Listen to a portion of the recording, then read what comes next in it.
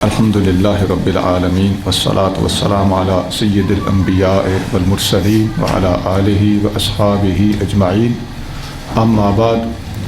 معزز مکرم واجب الاحترام حضرت علامہ ڈاکٹر غلام مرتضیٰ صاحب، جناب حضرت علامہ محمد فیاض صاحب، دیگر معزز مکرم بزرگوں، بھائیوں، عزیزوں، قاری صاحب نے آپ کے سامنے سورۃ البقرہ کہ دوسرے رکوع میں سے اس رکوع کا آخری حصہ تلاوت فرمایا ہے. پچھلے مہینے میں ہم نے اسی رکوع کے ابتدائی تقریباً آدھے حصے کو پڑھا تھا. اب اس کا دوسرا حصہ جو باقی رہ گیا تھا، آج انشاءاللہ اس کو مکمل کیا جائے گا. سب سے پہلے تلاوت کی گئی آیات کا ترجمہ آپ کے سامنے رکھنے لگا ہوں. اللہ کریم فرما رہا ہے، منافقوں کی ایک مثال جو پہلے گزر چکی ہے، مثلہم کمثل الذی استوقد نارا، ان کی مثال ایسے ہے جیسے ایک آدمی نے آگ جلائی ہو. تو جب آگ جلنے سے روشنی ہوتی ہے تو یہ منافق تھوڑا سا اس میں چل لیتے ہیں، اور جب اندھیرا چھا جاتا ہے اس وقت یہ کھڑے ہو جاتے ہیں. یہ پہلی مثال پچھلے پیریڈ میں گزر چکی ہے. تو اس کا خلاصہ یہ تھا کہ یہ آسانی کے وقت میں اسلام کا ساتھ دیتے ہیں، مشکل وقت میں پیچھے ہٹ جاتے ہیں. یہ کمزور ایمان والے لوگوں کی ہر دور میں نشانی رہی ہے. اسی طرح کرتے رہیں. جب بھی اسلام پر آڑا وقت آیا پیچھے ہٹ گئے، جب آسانیاں دیکھیں تو ساتھ شامل ہو گئے، نعرے شعرے لگانے والوں میں داخل ہو گئے. تو یہ کمزور ایمان والوں کی پرانی عادت ہے. آج جو ہم نے پڑھا اس میں فرمایا او کصیب من السماء، یا پھر منافقوں کی دوسری مثال ایسے ہے جیسے آسمان سے بارش نازل ہوئی ہو، اس میں اندھیرے بھی ہوں، گرج بھی ہو، بجلی بھی ہو. تو یہ لوگ کڑک کو سن کر موت سے ڈرتے ہوئے اپنے کانوں میں انگلیاں ڈال لیتے ہیں. قریب ہے کہ یہ بجلی ان کی آنکھوں کا نور اچک کر لے جائے. جب بھی تھوڑا سا چانن ہوتا ہے، روشنی ہوتی ہے، تو یہ اس میں چل لیتے ہیں، اور جب اندھیرا چھا جاتا ہے تو یہ کھڑے ہو جاتے ہیں، رک جاتے ہیں. اگر اللہ چاہتا تو ان کے سننے کی طاقت بھی چھین لیتا اور ان کی آنکھوں کو بھی بے نور کر دیتا. اللہ تعالیٰ ہر چیز پر قادر ہے. یہ مختصر سی تلاوت آپ کے سامنے کی گئی، اس کا ترجمہ بھی آپ نے سن لیا. اب اس کی مختصر سی وضاحت اور تشریح اور تفسیر آپ کے سامنے انشاءاللہ رکھی جائے. او کا معنی ہوتا ہے یا، کصیب، کا کاف زبر کا، بس یہ مختصر سا حرف ہے. اس کا معنی ہوتا ہے جیسے. یہ مثال دینے کے لیے عربی میں ایک حرف کا بولا جاتا ہے. سیب اس کا معنی ہوتا ہے بارش، مطر. یا پھر جیسے بارش نازل ہو من السماء، من کا معنی ہوتا ہے سے، اور سما کا معنی ہوتا ہے آسمان. یا جیسے آسمان سے بارش نازل ہو، فی ہے اس میں، فی کا معنی میں اور ہے کا معنی اس میں، ظلماتن، یہ ظلمت کی جمع، اس کا معنی ہوتا ہے اندھیرا. بارش نازل ہو تو اس میں اندھیرا تو پھر ہوتا ہے نا، بادل جو چھا جاتے ہیں. ورعد، وا کا معنی ہوتا ہے اور، رعد، را عین دال، اس کا معنی ہوتا ہے گرج. و برق، برق کا معنی ہوتا ہے بجلی. یہ اردو میں بھی استعمال ہوتا ہے، عربی میں بھی برق کا لفظ استعمال ہوتا ہے. آگے فرمایا یجعلون اصابعہم، یجعلون ڈال لیتے ہیں، کر دیتے ہیں، اصابعہم اپنی انگلیاں. اصابع انگلیوں کو کہتے ہیں. ہم مانا ان کی، اپنی انگلیاں ڈال لیتے ہیں فی آذانہم، آذان اذن کی جمع، کانوں میں، اپنے کانوں میں انگلیاں ڈال لیتے ہیں، من الصواعق، چمک کی وجہ، اس جو گرج ہے اس کی وجہ سے، جو چیخ ہوتی ہے اس کو صاعقہ بولتے ہیں۔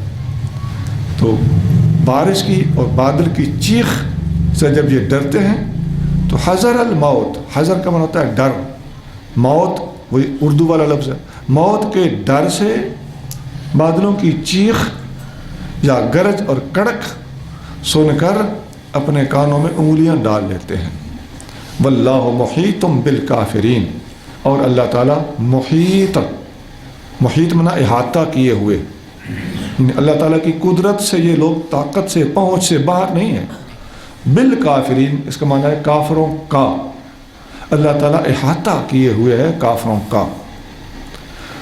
یہ کڑک سے کانوں میں انگلیاں ڈال بھی لے تو کب بچ سکیں گے؟ آگے فرمایا یکاد البرق، یکادو، کادا یکادو اس کا معنی ہوتا ہے قریب ہے، البرق بجلی، یخطفو کھینچ لے، قریب ہے کہ بجلی اچک لے، کھینچ کر لے جائے، ابصارہم، ابصار آنکھوں کو کہتے ہیں، بصر کی جمع ہوتی ہے ابصار، ان کی دیکھنے کی طاقت کو قریب ہے کہ یہ بجلی کھینچ کر لے جائے۔ کلما اضاء لہم مشوا فیہ، کلما جب کبھی اضاء ضیاء ہوئی، روشنی ہوئی، لہم ان کے لیے، مشو یہ چل پڑے، فیہ اس میں، جب کبھی روشنی ہوئی تو یہ اس میں چل پڑے۔ وَإِذَا أَظْلَمَ عَلَيْهِمْ قَامُوا، وَإِذَا اور جب، أَظْلَمَ ظلمت ہوئی، اندھیرا چھایا، علیہم ان کے اوپر، قاموا تو انہوں نے قیام کیا، یعنی یہ رک گئے، کھڑے ہو گئے۔ وَلَوْ شَاءَ اللَّهُ لَذَهَبَ بِسَمْعِهِمْ، وَلَوْ اور اگر، شاء اللہ اللہ چاہتا، لَذَهَبَ تو لے جاتا، بِسَمْعِهِمْ ان کے سننے کی طاقت، وَأَبْصَارِهِمْ اور ان کے دیکھنے کی طاقت، وَاللَّهُ عَلَىٰ كُلِّ شَيْءٍ قَدِيرٌ اللہ ہر چیز پر قادر ہے، عَلَىٰ كُلِّ ہر چیز، ہر پر، شَيْءٍ چیز، ہر چیز پر، قدیر قادر ہے۔ یہ میں نے آپ کے سامنے لفظی ترجمہ تقریباً با محاورہ بنا کے آپ کے سامنے رکھنے کی مکمل کوشش کی۔ تو پہلے آپ ترجمہ سن چکے تھے، اب ایک ایک لفظ کا ترجمہ، ایک ایک جملے کا ترجمہ الگ الگ آپ نے باقاعدہ قرآن کو دیکھ کر میں نے آپ کو سامنے رکھا ہے، آپ سن چکے۔ اب جو ہم نے تلاوت کی، ترجمہ سنا، ایک ایک لفظ کی وضاحت سن لی، اس کی تفسیر سنی۔ یہ جو بادل ہے، برسا، بارش ہوئی، اور اس میں گرج اور چمک اور اندھیرا سب کچھ ہے، اس کے بارے میں حدیث میں آتا ہے۔ نبی کریم صلی اللہ علیہ وسلم کے پاس ایک دفعہ یہودی آئے، حضرت عبداللہ بن عباس رضی اللہ تعالیٰ اس کو روایت کر رہے ہیں کہ سالت الیہود النبی صلی اللہ علیہ وسلم، یہودیوں نے نبی کریم رؤوف الرحیم صلی اللہ علیہ وسلم سے سوال کیا، عن الرعد ما ہوا، کہ یہ جو گرج ہے یہ کیا ہوتی ہے؟ یعنی گرج لفظی معنی وہ نہیں پوچھ رہے تھے، عربی تو ان کو آتی تھی، پوچھ رہے تھے کہ یہ بادل کے اندر جو آواز آتی ہے یہ کڑکتا گرجتا کیسے ہے؟ بادل آج کل تو یہ کنسیپٹ ہے نا کہ بادل بادل سے ٹکراتا ہے تو ایک گونج پیدا ہوتی ہے، یہ سوال وہ پوچھ رہے تھے کہ گونج، یہ آواز، یہ گرج، یہ آتی کہاں سے؟ اب اللہ کے پیغمبروں کی باتیں اسباب پر نظر رکھے بغیر وہ بڑی گہرائی تک ہوتی ہیں، اس کا سائنسی اور ظاہری سبب کچھ بھی ہو، وہ تو رزلٹ ہے، ایک نتیجہ ہے، بنیادی طور پر اس کے اندر کیا ہو رہا ہوتا ہے، ورنہ بادل بادل سے ٹکرائے تو اس پر کئی سوال اٹھ سکتے ہیں، وہ تو بجلی بجلی سے ٹکرائی ہے، سپارک ہوا تو آواز کیسے آئی؟ تو آواز کبھی کڑک کی ہوتی ہے، کبھی گرجدار ہوتی ہے، بھاری ہوتی ہے، کبھی ہلکی ہوتی ہے. تو جتنا بڑا ایکسیڈنٹ ہونا چاہیے تھا اتنا نہیں ہوتا، اور ایک کنٹرولڈ ایکسیڈنٹ ہوتا ہے. تو اصل اندر بات کیا ہے؟ یہ ساری باتیں سائنسی طور پر اپنی حقیقت رکھتی ہوں گی. نبی کریم صلی اللہ علیہ وسلم نے فرمایا قال ملک من الملائکۃ موکل بالسحاب معه محاریق من نار یسوق بها السحاب. معه محاریق، اس کا مطلب یہ ہے کہ ایک فرشتہ ہوتا ہے جو بادلوں پر ڈیوٹی دیتا ہے. معه محاریق من نار، اس کے پاس آگ کے کچھ جلانے والی کچھ چیزیں ہوتی ہیں، شعلے ہوتے ہیں. یسوق بها السحاب، ان کے ذریعے سے وہ بادلوں کو چکتا ہے، ہانکتا ہے. حیث یشاء اللہ، جیسے اللہ کا حکم ہوتا ہے بادلوں کو وہ لے کر ادھر جاتا ہے. فقالوا فما هذا الصوت، تو انہوں نے پوچھا کہ یا رسول اللہ یہ آواز کیسی آتی ہے؟ الذی نسمع، جسے ہم سنتے ہیں. قال زجرہ بالسحاب اذا زجرہ، وہ بادلوں کو جب وہ جھڑکتا ہے، ڈانٹتا ہے اور چکتا ہے اور ہانکتا ہے تو یہ اس کی آواز ہوتی ہے. حتیٰ ینتہی الی حیث امر، حتیٰ کہ بادلوں کو وہاں پہنچا کے چھوڑتا ہے جہاں اللہ تعالیٰ نے ان کو پہنچانا ہوتا ہے، جہاں تک پہنچانے کا فرشتے کو حکم ہوتا ہے. یہ حدیث ترمذی شریف میں ہے، سند اس کی حسن ہے، حدیث نمبر 3117 ہے. یہ جو فرشتے بادل کو ہانکتے ہیں اور بادل چلتا ہے، یہاں جو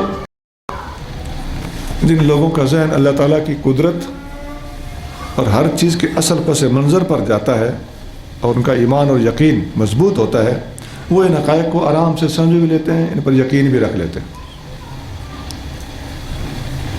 نبی کریم صلی اللہ علیہ وسلم ایک دفعہ صحابہ کرام میں بیٹھے ہوئے ارشاد فرمایا کہ ایک دفعہ ایک بیل کے اوپر ایک آدمی سوار تھا. یہ بخاری شریف اور مسلم شریف حدیث کی. تو بیل پر وہ سواری کر رہا تھا. اچانک بیل نے پیچھے منہ کر کے کہا، اپنی پشت پر بیٹھے ہوئے بندے کو مخاطب ہوا، کہنے لگا اللہ تعالیٰ نے مجھے اس کام کے لیے پیدا نہیں کیا، مجھے اللہ تعالیٰ نے ہل چلانے کے لیے پیدا کیا، کھیتی باڑی کے لیے پیدا کیا. سواری کے لیے اونٹ ہوتے ہیں، گھوڑے ہوتے ہیں، گدھے ہوتے ہیں. نبی پاک علیہ السلام نے جب یہ بات فرمائی تو صحابہ کو فرمایا کوئی مانے یا نہ مانے میں بھی اس پر ایمان لایا اور ابو بکر اور عمر بھی اس پر ایمان لائے.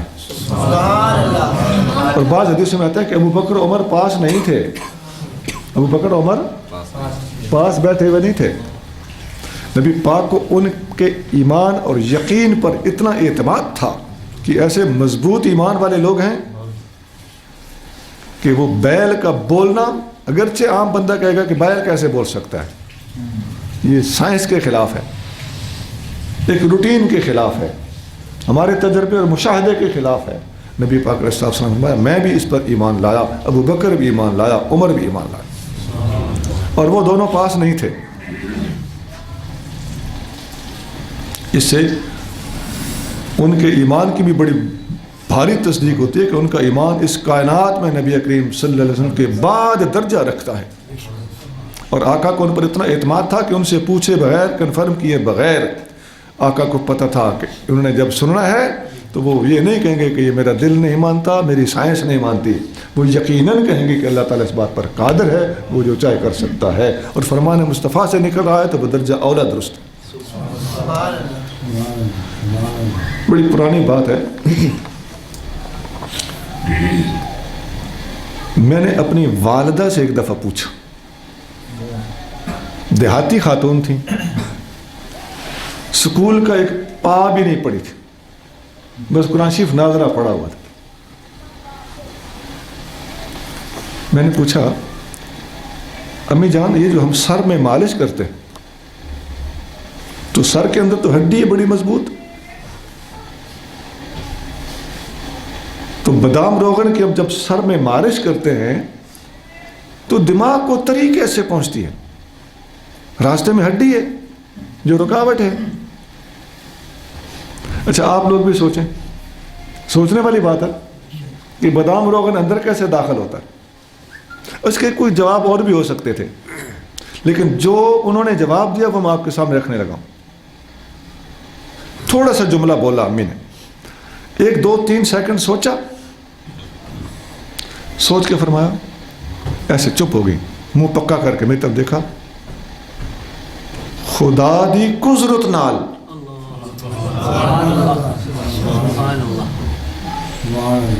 یہ ہماری بولی دیہاتیوں کی. کہ میں نے پوچھا بادام روغن کا اثر اندر کیسے جاتا ہے؟ راستے میں رکاوٹ ہے, بیریئر ہے, بہت بڑی ہڈی درمیان میں حائل ہے. تو انہوں نے فرمایا یہ اللہ کی قدرت ہے, اللہ تعالیٰ ایسا کر سکتا ہے. اب اور کوئی ہوتا تو وہ اس کی سائنسی توجیہات پیش کرتا, میں بھی ہوتا تو شاید کہتا کہ پسینہ اندر سے باہر آ سکتا ہے تو بادام روغن بھی اندر جا سکتا ہے.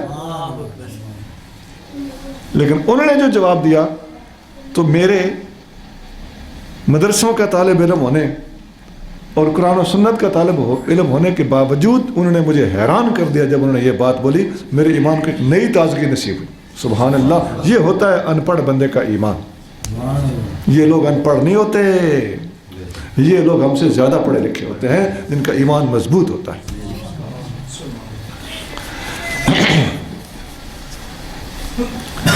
ایک اور حدیث میں آتا ہے, یہ جب گرج اور چمک اور کڑک نبی پاک علیہ السلام دیکھتے یا سنتے تھے تو حدیث شریف میں آتا ہے کان رسول اللہ صلی اللہ علیہ وسلم اذا سمع صوت الرعد, جب نبی کریم رؤوف الرحیم صلی اللہ علیہ وسلم کڑک اور گرج کو سنتے تھے,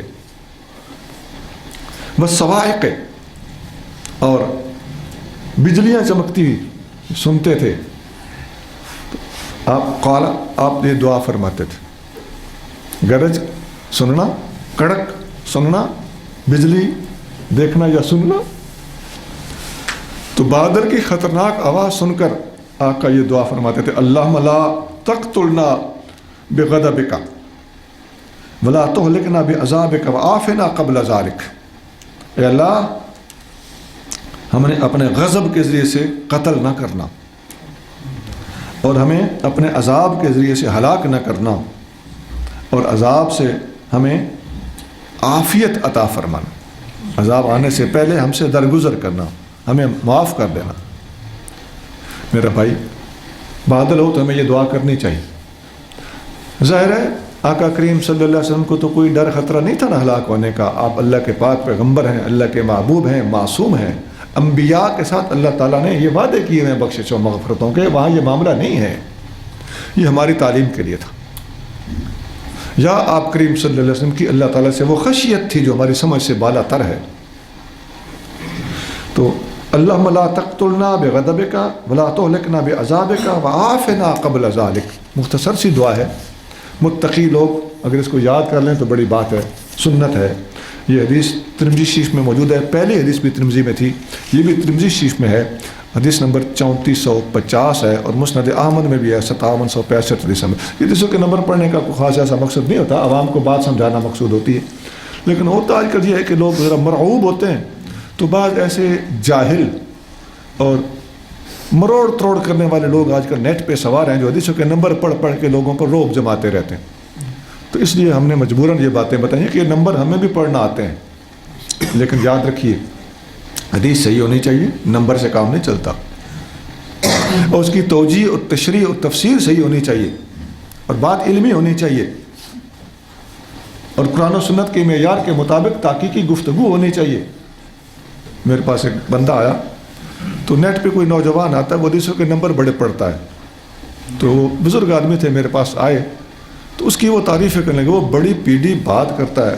لائبریری میں بیٹھے تھے تو میری کتابوں کی طرح سے ہاتھ کیا بزرگوں نے, کہنے لگے او نو ہے ساریاں تھوڑیاں حدیثاں یاد ہونا. اب وہ بزرگ ان لوگوں کا ایک حسن ذہن قائم ہو جاتا ہے, کسی بندے سے عقیدت ہو جاتی ہے, اور بڑے بڑے یکڑ اس کی تائید اور تصدیق میں لوگ مار دیتے ہیں. اب کون سمجھائے کہ بابا جی آپ جھوٹ بول رہے ہو. تو یہ میں نے جاتے جاتے ایک بات کی ہے کہ کہ نمبر پڑھنے سے ہمارے کوئی وہ بڑائی یا کوئی فن خوانی مقصود نہیں ہے، خدا نخواستہ ہم ان باتوں کو سمجھتے ہیں۔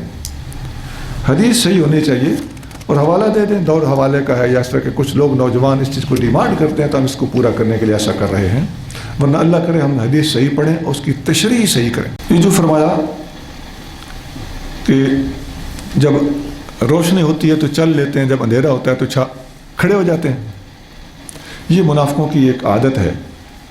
یہ دین کا کام کرنے والے بھی، چلو وہ منافق تو اور تھے اور ہم ایسے دوستوں کو اس طرح کا منافق قرار نہیں دیتے، لیکن ایک علامت اور ایک حرکت ایسی یہ ضرور کہی جا سکتی ہے جو ان جیسی کہ دین اسلام پر اچھا وقت آیا تو اس وقت گل چھرے اور ناڑے شارے لگانا شروع ہو گئے، اور جب کوئی دشواری آتی ہے تو پیچھے ہٹ جاتے ہیں۔ یہ اچھا رویہ نہیں ہے۔ آپ نے دیکھا ہوگا کہ لکھ کر بھی دے کے آ جاتے ہیں کہ میرا کوئی تعلق نہیں ہے، ایسا ہے نا۔ یہ مشکل وقت آیا تو کیا ہوا، تو سونا تھوڑی سی، یا تو پہلے ہی نا کوئی آپ پر واجب نہیں ہے کہ ہر تحریک میں آپ شامل ہوں، کیونکہ تحریکوں کے کام مشن اچھے بھی ہوں تو بعض اوقات آپ کو ہو سکتا ہے اس سے اتفاق نہ ہو کہ یہ طریقہ کار آپ کے مزاج کے خلاف ہے، یہ ایک الگ بات ہے، لیکن عین موقع پہ بے وفائی کرنا، یا تو آپ اپنے دوستوں کو اتنا شہ نہ دیتے نا، اتنا حوصلہ نہ بڑھاتے، تو حوصلہ بڑھا کے ساتھ کھڑے ہو کے پھر پیچھے ہٹ جانا۔ میں اس آیت کی تفسیر کی حد تک بات کر رہا ہوں۔ یہ بے وفائیاں یہ وہ لوگ کرتے تھے جب جنگ احد میں 1000 ساتھیوں کو لے کر نبی کریم صلی اللہ علیہ وآلہ وسلم میدان میں تشریف لے گئے تو 300 واپس آ گئے تھے۔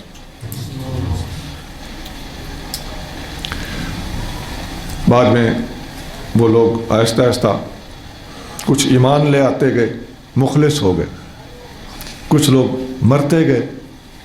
سمجھ لیں وہ گئے کہاں تھے، ایک سوال اٹھتا ہے نا کہ وہ گئے کہاں تھے۔ بعض طبقے سوال اٹھاتے ہیں کہ اتنی زیادہ تعداد تھی، آخر وہ گئے کہاں؟ وہ اللہ کے پیاروں میں سے ان کو ثابت کرنا چاہتے ہیں، تو میں اس کا جواب دے رہا ہوں دبے طریقے سے۔ سنا کچھ مر گئے، کچھ ایمان لے آئے، کچھ کی اولادیں بھی مخلص نکلیں، ٹھیک ہو گئے۔ عبداللہ بن ابی کے سگے بیٹے، ان کا نام بھی عبداللہ ہے، بڑے مخلص صحابی، ایسا بھی ہوا۔ اور پھر جب یہ بہت کم رہ گئے تو نبی کریم رؤوف الرحیم صلی اللہ علیہ وسلم نے مسجد نبوی میں تشریف فرما ہو کر ایک ایک کا نام لیا۔ مسند احمد میں یہ حدیث صحیح سند کے ساتھ موجود ہے۔ نبی کریم صلی اللہ علیہ وسلم نے فرمایا اخرج یا فلان فانک منافق، اخرج یا فلان فانک منافق، اخرج یا فلان فانک منافق۔ 36 بندوں کے نام لیے، یا اے فلانے تو نکل جا مسجد میں سے، تو منافق ہے، اے فلانے تو نکل جا مسجد میں سے، تو منافق ہے، نام لے لے کر۔ یہاں پتہ چلتا ہے جو آج کل نام نہاد اعلیٰ ظرفیاں اور وسعت قلبیاں ہیں، ان کا اسلام سے کوئی تعلق نہیں ہے۔ درگزر کی بھی ایک حد ہوتی ہے، آقا نے بڑا درگزر فرمایا، بالآخر آقا صلی اللہ علیہ وسلم ان کے نام لے لے کر مسجد نبوی میں سے نکال دیا۔ اللہ کے گھر میں سے کسی کو نکالنا آج ان لوگوں کو عجیب لگتا ہے، لیکن اہل ایمان کو یہ عجیب نہیں لگنا چاہیے۔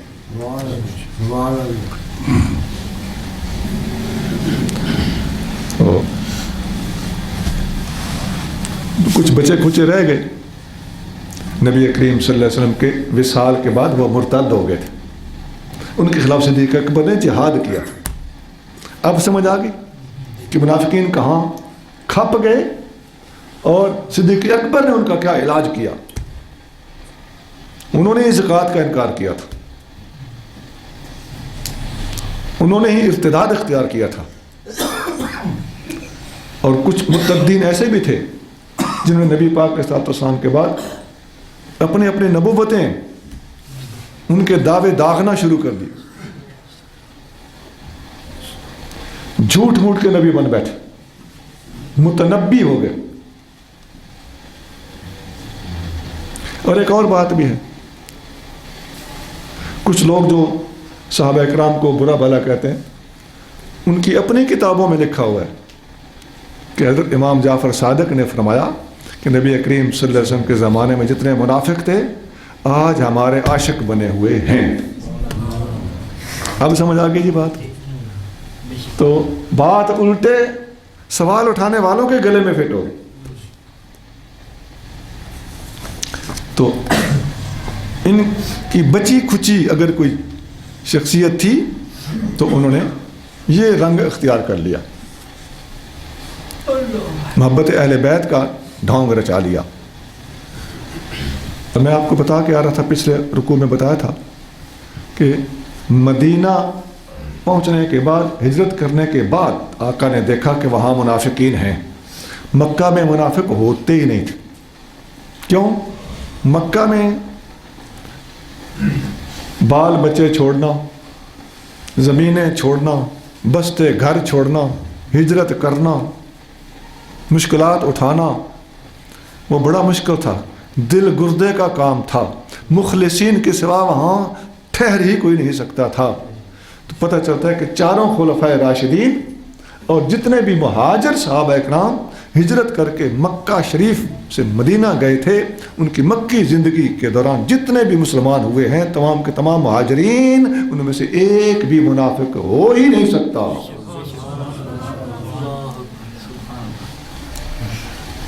تو سنا, یہ مضبوط علمی باتیں ہیں. اللہ کا خوف رکھنے والا بندہ ان باتوں کو بہت مثبت طریقے سے سوچے گا. یہی وجہ ہے کہ یہ سورۃ بقرہ بھی اور یہ اس کا دوسرا رکوع بھی یہ مدنی ہے. منافقوں کے بارے میں نازل ہونے والی ساری کی ساری آیتیں, اور سورۃ المنافقون بھی قرآن میں موجود ہے. منافقوں کے بارے میں پوری سورت قرآن میں ہے, وہ پوری کی پوری سورت بھی مدنی ہے. اور صحابہ اکرام میں کسی قسم کا کوئی نفاق نہیں تھا. منافقوں کا جہاں بھی ذکر آیا, ہر آیت کوئی مکہ میں نازل نہیں ہوئی, ساری کی ساری آیتیں مدینہ منورہ میں نازل ہوئی.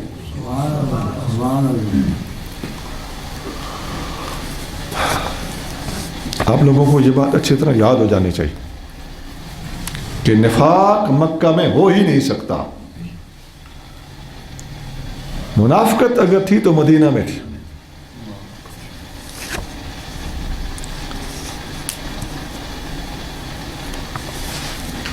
اس حوالے سے ایک اور بات بھی ہے.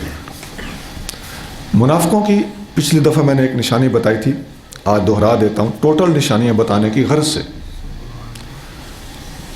منافقت کی ایک نشانی پچھلے رکوع میں پڑھی تھی, اذا قیل لہم آمنوا, جب ان سے کہا جاتا ہے کہ ایمان لاؤ, کما آمن الناس, جیسا کہ یہ لوگ ایمان لائے ہیں صحابہ کرام. قالوا انؤمن کما آمن السفہاء, تو منافقوں نے کہا کہ کیا ہم ایمان لائیں جس طرح یہ بے وقوف ایمان لائیں. خدا نخواستہ صحابہ کرام کے لیے سفہاء اور بے وقوف کا لفظ منافقوں نے استعمال کیا. یہاں سے واضح ہوتا ہے کہ مسلمانوں کی اکثریت کو بے وقوف کہنا منافقوں کا طریقہ ہے. میرے بھائی یاد رکھو, ہمیشہ اس امت کا متفق کا فیصلہ حق ہوگا. اس امت کا جمہوری عقیدہ کبھی بھی حق کے خلاف نہیں ہو سکتا. نبی کریم صلی اللہ علیہ وسلم نے ارشاد فرمایا, صحیح حدیث ابن ماجہ میں موجود ہے, فرمایا ان اللہ لا یجمع امتی علی ضلالۃ, اللہ تعالیٰ میری امت کو گمراہی پر کبھی جمع نہیں ہونے دے گا. فاذا رأیتم الاختلاف, جب تم اختلاف دیکھو, فعلیکم بالسواد الاعظم, ہمیشہ میری امت کے بڑے گروہ کے ساتھ ہو جانا. میری امت کی اکثریت کبھی غلط نہیں ہو سکتی. اس کو خیر امت کا لقب قرآن نے دیا ہے, تمام امتوں سے بہتر امت. انفرادی طور پر ایک آدھ بندہ غلطی کر سکتا ہے, انفرادی طور پر عالم دین سے بھی خطا ہو سکتی ہے, تحقیق میں غلطی ہو سکتی ہے, تسامح ہو سکتا ہے, علمی اختلاف ہو سکتا ہے, لیکن سارے کے سارے مل کر غلط ہو جائیں یہ سوال ہی پیدا نہیں ہوتا. اور جو لوگ مختلف صوفیاء پر ایک ایک کر کے یا مختلف علماء پر ایک ایک کر کے تنقید کرتے ہیں, سونا کسی کی جو بات آپ کو غلط لگی ہے, میرے بیٹے یہ غلطی جمہور میں دکھاؤ. انفرادی طور پر کوئی بھی عالم دین, کوئی بھی صوفی غلطی بھی کر سکتا ہے اور ہو سکتا ہے وہ غلط نہ ہو، آپ اس پر تنقید کرنے میں خود غلطی پر ہو۔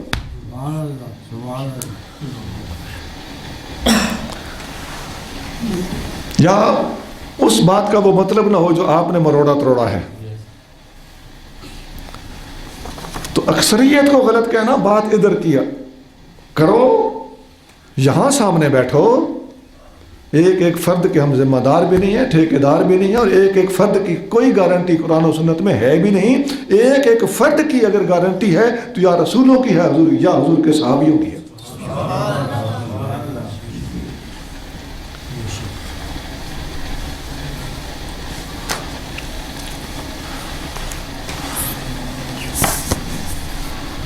یہاں تھوڑا سا موضوع کو آگے بڑھانا ہے۔ منافقت کی ایک نشانی وہ تھی کہ اکثریت کو چیلنج کریں گے، یا ٹوٹل جمہور کا اجماع کا انکار کریں گے۔ اب یہ کون کون کرتا ہے؟ اہل علم جانتے ہیں۔ یا پھر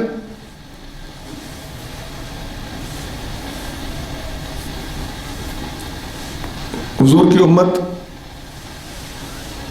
کہ اکثر یا متفقہ طور پر سارے کے سارے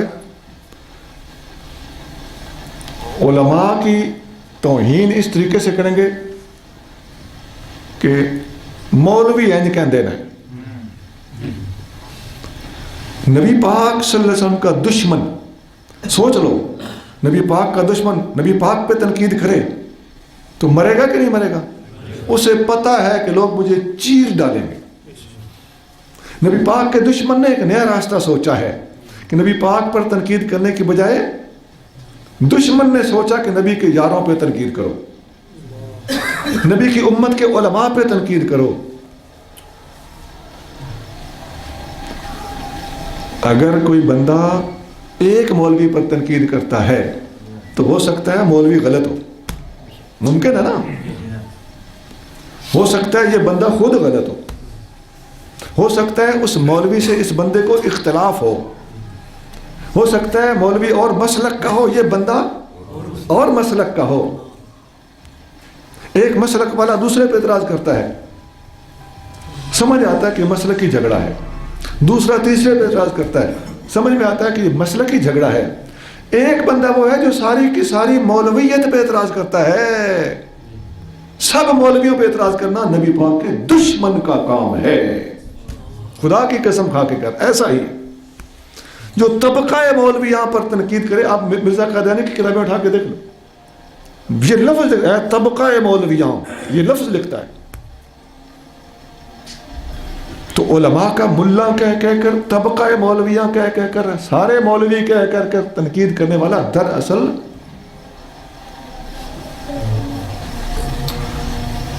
دشمن کس کا ہے؟ رسول اللہ صلی اللہ علیہ وسلم کا دشمن ہے، قرآن کا دشمن ہے، اللہ تعالیٰ کا دشمن ہے، دین اسلام کا دشمن ہے۔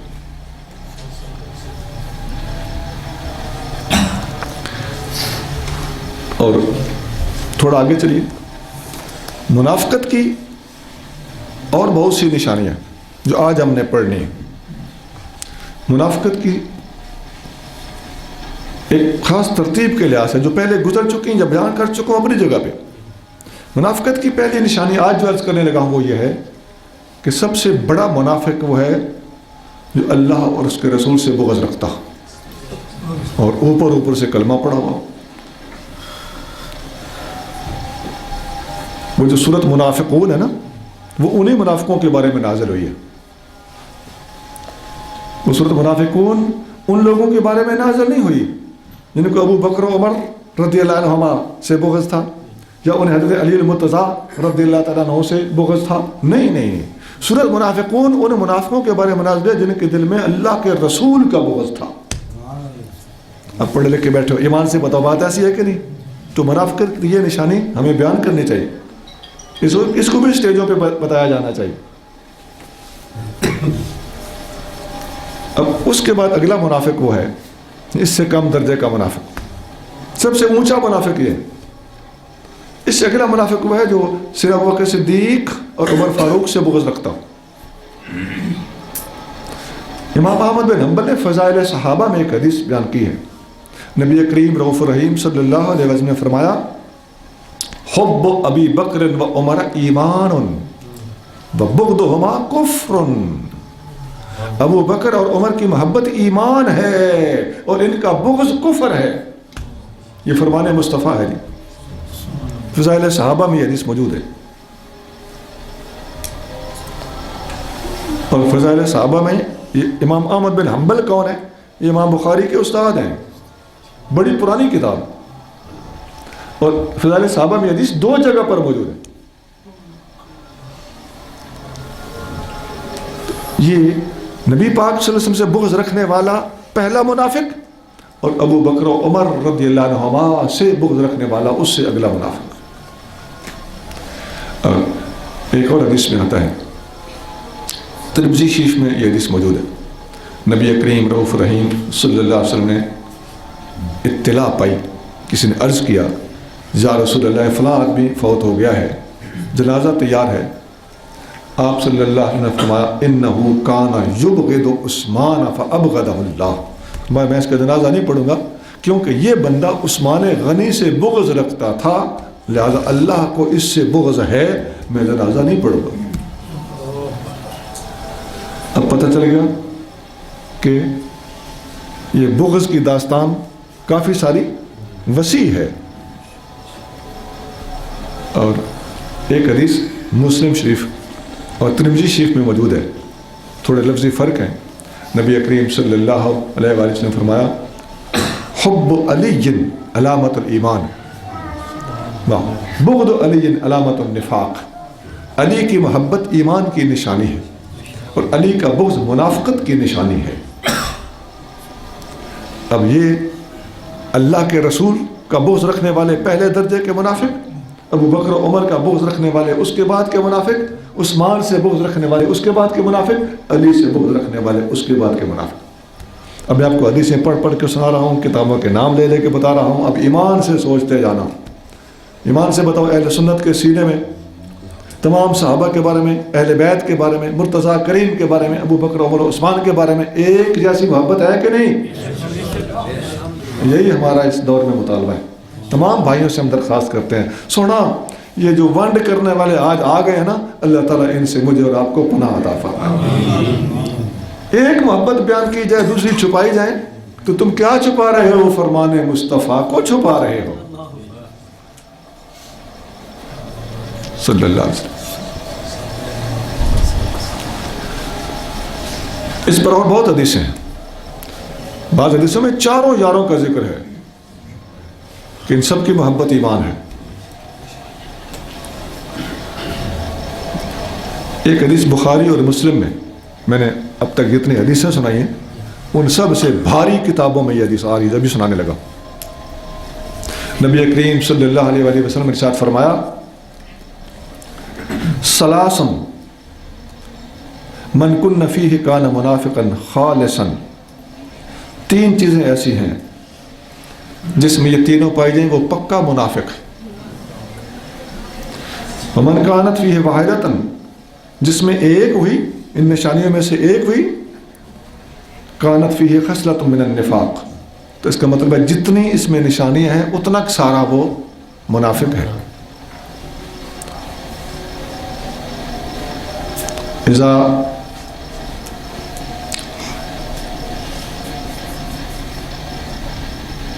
حدث کذب، جب بات کرے گا تو جھوٹ بولے.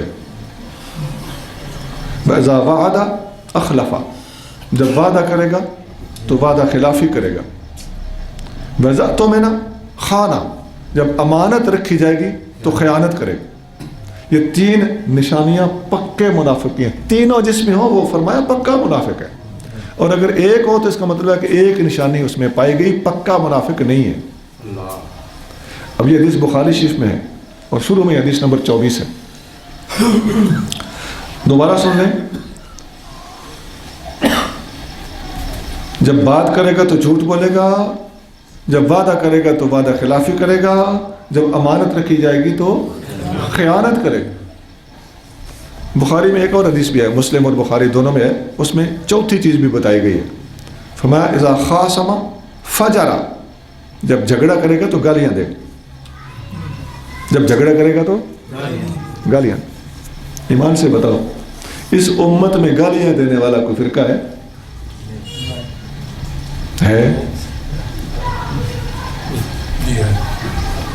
ابو بکر صدیق کو گالیاں دینے والے ہیں کہ نہیں؟ ننگی گالیاں، مخالفت اور چیز ہے، گالیاں۔ اور ایمان والے کبھی کسی کو گالی دینا شرم جائز سمجھتے ہیں؟ نہیں۔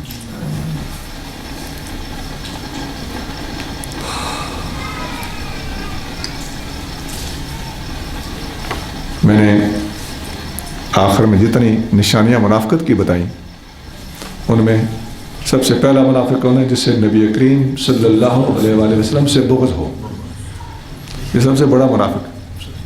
نمبر 2 منافق کون ہے؟ جسے سیدنا ابوبکر صدیق اور عمر فاروق سے بغض ہو۔ نمبر 3 جسے سیدنا عثمان غنی سے بغض ہو۔ نمبر 4 جسے مرتضیٰ کریم رضی اللہ تعالیٰ عنہ سے بغض ہو۔ اور نمبر 5 جو بندہ بات کرے تو جھوٹ بولے، جب وعدہ کرے تو خلاف ورزی کرے، جب امانت دی جائے تو خیانت کرے، اور جب جھگڑا کرے تو گالیاں دے۔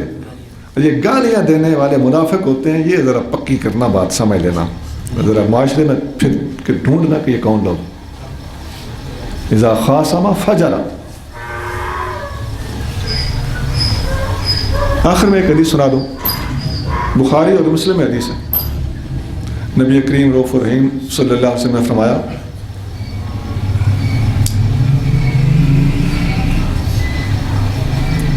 حب الانصار علامت الایمان وبغض الانصار علامت النفاق۔ انصاری صحابی وہ ہیں جو مدینہ شریف میں نبی پاک کا استقبال کرنے والے تھے، ان کو انصاری کہا۔ ناصر کی جمع انصار ہوتی ہے، جو نبی پاک کے مددگار بنے، خدمت گار بنے، ان کو انصاری صحابہ کہا جاتا ہے۔ انصاری صحابیوں کی محبت ایمان کی نشانی ہے اور ان کا بغض منافقت کی نشانی ہے۔ اب یہ حدیث کہاں ہے؟ بخاری اور مسلم میں۔ اب ایمان سے بتاؤ جتنے میں نے نشانیاں منافقت کی بتائی ہیں ان میں سے عام شام آپ سنتے رہتے ہیں کہ ایک ہی نشانی بتائی جاتی ہے، تو نبی پاک سے بغض رکھنے والے کا ذکر کیوں نہ کیا جائے، اور سب سے پہلے کیوں نہ کیا جائے ابو بکر و عمر اور عثمان سے بغض رکھنے والے کا ذکر کیوں نہ کیا جائے، اور حضور کے فوراً بعد کیوں نہ کیا جائے حضرت علی المرتضیٰ رضی اللہ عنہ سے بغض رکھنے والے کا بغض کیوں نہ آشکار کیا جائے، اور اس کے بعد اس کا نمبر کیوں نہ ہو، اور تمام انصاری صحابہ جو ان 4 کے بعد پھر باقی صحابہ کا نمبر آتا ہے نا، تو ان کے بارے میں فرمان مصطفیٰ ہو تو ہم حضور کا فرمان آقا کی امت تک کیوں نہ پہنچائیں کہ انصاری صحابیوں کی محبت ایمان کی نشانی ہے اور ان کا بغض منافقت کی نشانی۔ آخر میں ایک بات کرنے لگا، مسلم شریف حدیث کی ایک کتاب ہے۔ اب یہ دنیا میں چوٹی میں آنے والی 2 کتابوں میں سے ایک ہے بخاری اور مسلم۔ مسلم شریف میں ایک باب ہے، پورا عنوان ہے، اس کا نام ہے حب علی والانصار علامت الایمان وبغضهم علامت الکفر علامت النفاق۔ علی کی محبت اور سارے انصاریوں کی محبت ایمان ہے، ایمان کی نشانی ہے، اور ان کا بغض منافقت کی نشانی ہے۔ اب بتائیے عنوان کیا ہے؟ علی اور تمام انصاری صحابہ۔ اس میں سے صرف انصاریوں کو چن لیا جائے اور اس میں گرامی مرتضیٰ کریم کا نکال دیا جائے تو یہ بھی منافقت ہوئی کہ نہ ہوئی؟ اور مرتضیٰ کریم کا ذکر خیر کیا جائے اور انصاریوں کے بیچ میں سے نکال دیا جائے کہ ذکر اکٹھا آیا پڑا ہے، یہ بھی منافقت، نئی قسم کی منافقت ہوئی کہ نہ ہوئی؟ اور اس باب میں 6 حدیثیں ہیں۔ کتنے حدیثیں ہیں؟ 6 حدیثیں میں آپ کو سنانے لگا ہوں۔ پہلے حدیث میں ہے کہ انصاریوں کی محبت ایمان ہے، ان کا بغض منافقت ہے۔ دوسری حدیث میں بھی یہی ہے کہ انصاریوں کی محبت ایمان ہے، ان کا بغض منافقت ہے۔ تیسری حدیث میں بھی یہی ہے کہ انصاریوں کی محبت ایمان ہے، ان کا بغض منافقت ہے۔ چوتھی حدیث بھی یہی ہے کہ انصاریوں کی محبت ایمان ہے، ان کا بغض منافقت ہے۔ 5ویں حدیث بھی یہ ہے کہ انصاریوں کی محبت ایمان ہے، ان کا بغض منافقت ہے۔ 6 آخری اور ایک حدیث میں ہے کہ علی کی محبت ایمان کی نشانی ہے اور علی کا بغض منافقت کی نشانی. اب آپ سوچیں، خود سوچیں کہ آپ کو آخری حدیث سنائی جاتی ہے اور اوپر والی اور ایک بھی نہیں 5 وہ گول کر کے آپ کے سامنے صرف ایک حدیث سنائی جاتی ہے. اب اللہ کے رسول کا دین میں نے آپ کے سامنے اس موضوع کے اعتبار سے مکمل رکھ دیا ہے. اب اپنے سینے پہ ہاتھ رکھ کے بتاؤ آج کے بعد پکے سنی رہو گے انشاءاللہ؟ رسول اللہ صلی اللہ علیہ وآلہ وسلم سے محبت ہوگی اور چاروں یار سے محبت ہوگی، انصاریوں سے محبت ہوگی، اور ان میں منافقت اور محبت اور بغض کے حوالے سے جتنی تقسیم لوگوں نے بنائی ہوئی ہے اس سے نفرت کرو گے. ہم سب کے ساجے غلام ہیں، ہمیں ان امتحانات میں نہ ڈالو. بات دلیل سے ہے تو کرو، ورنہ ہمارے دلائل کے دریا اور پہاڑ اور سمندر کے سامنے تم ٹھہر نہ سکو گے اور اس پہاڑ سے ٹکرا کر پاش ہو جاؤ گے. اللہ تمہیں پاش کرے گا انشاءاللہ تعالیٰ، اور اسلام کا بول بالا ہوگا، سنیت کا بول بالا ہوگا. محبت صحابہ اور محبت اہل بیت میں تقسیم نہیں کی جائے گی.